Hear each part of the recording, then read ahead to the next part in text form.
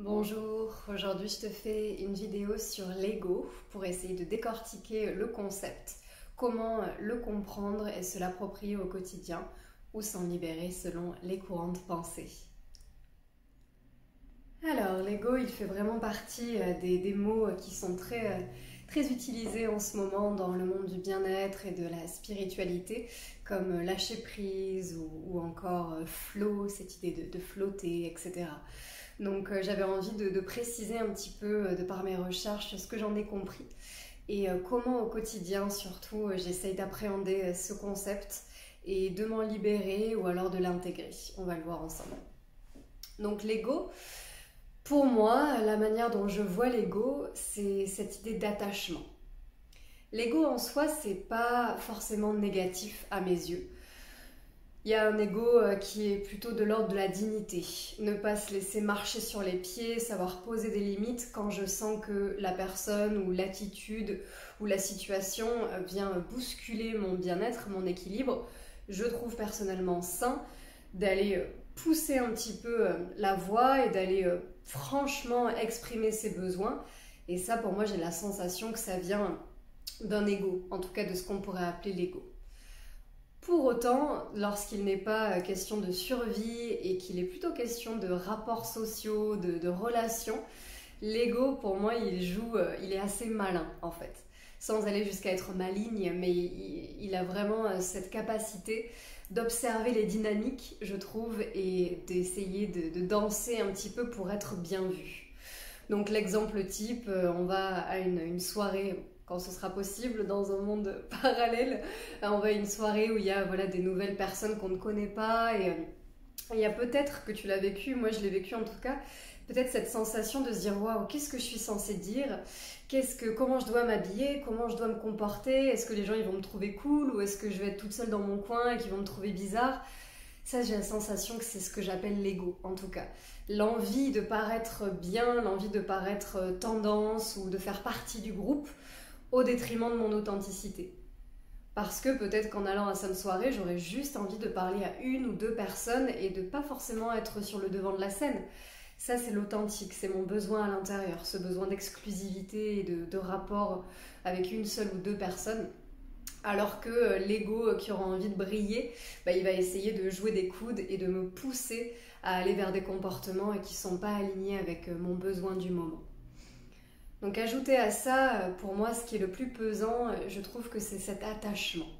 Quand je dis c'est ma maison, ce sont mes vêtements, c'est mon caractère, tous ces petits pronoms là, le je, le moi, le I, me and myself en anglais, c'est vraiment cette identification en fait à ce que je suis en tant que rôle social, à ce que je joue sur la scène sociale, à ce qui m'appartient en tant qu'objet ou en tant que carrière ou etc. Donc pour moi c'est vraiment là où l'ego il trouve une limite et c'est aussi là où il y a une ouverture. Parce que je vais te lire une petite citation de Eckhart Tolle dans le livre La Nouvelle Terre qui est juste incroyable. Il dit que le mot je, J-E, incarne la plus grande erreur et en même temps la plus grande vérité, selon la façon dont on s'en sert. Donc finalement, dans son emploi conventionnel, on se rend compte qu'on est complètement identifié, complètement immergé dans ce qu'on décrit comme étant mon, mien, et toutes ces possessions et tous ces rôles qu'on s'attribue. Alors que le J-E avec une grande majuscule, c'est vraiment cet espace de la conscience, cet arrière-plan. Alors que l'ego, l'attachement, la peur de ne pas être assez, l'envie de briller, l'envie d'être accepté dans un groupe, l'attachement aux rôles sociaux, etc. Tout ça, ça va être dans l'avant-plan, dans toutes ces émotions qui se jouent, dans toutes ces dynamiques sociales et aussi beaucoup de souffrance finalement. Et selon certains courants de la philosophie du yoga, comme celui de Patanjali par exemple, l'idée de yoga, on l'appelle ahamkara. Et être dans l'ego, dans l'ahamkara, c'est vraiment être complètement perdu dans le maya, dans l'illusion. L'illusion d'un réel matérialiste, d'un réel émotionnel, d'un réel de pensée, qui, comme je le disais précédemment, se joue à l'avant-plan. aux choses de la vie, aux choses quotidiennes, aux choses du charnel, et qui sont pas pour autant, de mon point de vue, négatives. C'est juste l'attachement à ces choses-là que le yoga vraiment invite à atténuer, voire à s'en libérer. Et finalement, plus on s'en libère, plus on avance vers l'illumination ou l'éveil avec un grand E. En tout cas, voilà, pour moi aujourd'hui, le message que je voulais te transmettre, c'est que oui, je suis ce corps, oui, je suis ces vêtements que je porte, oui, je suis propriétaire de cet écran sur lequel je peux transmettre et par lequel je peux transmettre ces vidéos. Oui, je suis professeur de yoga, etc. Oui, je suis tout ça, c'est clair. Mais je ne suis pas tout ça pour autant. Et oui, je suis mon ego parce que mon ego, il est aussi constitué de mes blessures et de mes traumas et de tout ce qui va faire que je vais poser des limites pour ne pas revivre ça. Mais en même temps, je ne suis pas lui pour autant.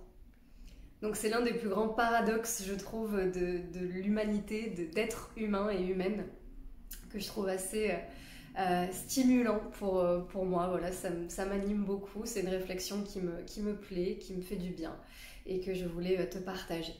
Donc cette idée que l'ego, il peut être là pour nous préserver, pour nous protéger. Et il montre aussi qu'on a un intérêt, pour reprendre ce premier exemple de la soirée, on a envie d'être intégré dans le groupe, on a envie de faire partie d'une connexion et d'un projet par exemple, oui. Donc je trouve que ça part d'une impulsion qui peut être très saine et très lumineuse et très positive pour mettre un jugement dessus.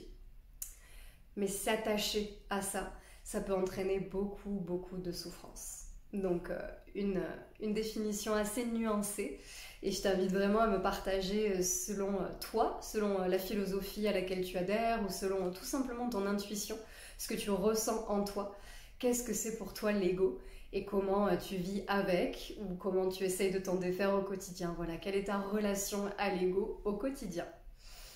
Je te remercie beaucoup de suivre ces vidéos. Comme toujours, pense à t'abonner et à partager si tu le souhaites. Et à partir de demain, je vais partager une semaine entière de vidéos. Chaque jour, je vais te proposer d'explorer l'un des piliers du bien-être et de la santé mentale. À très vite pour une prochaine vidéo. Namasté, salut!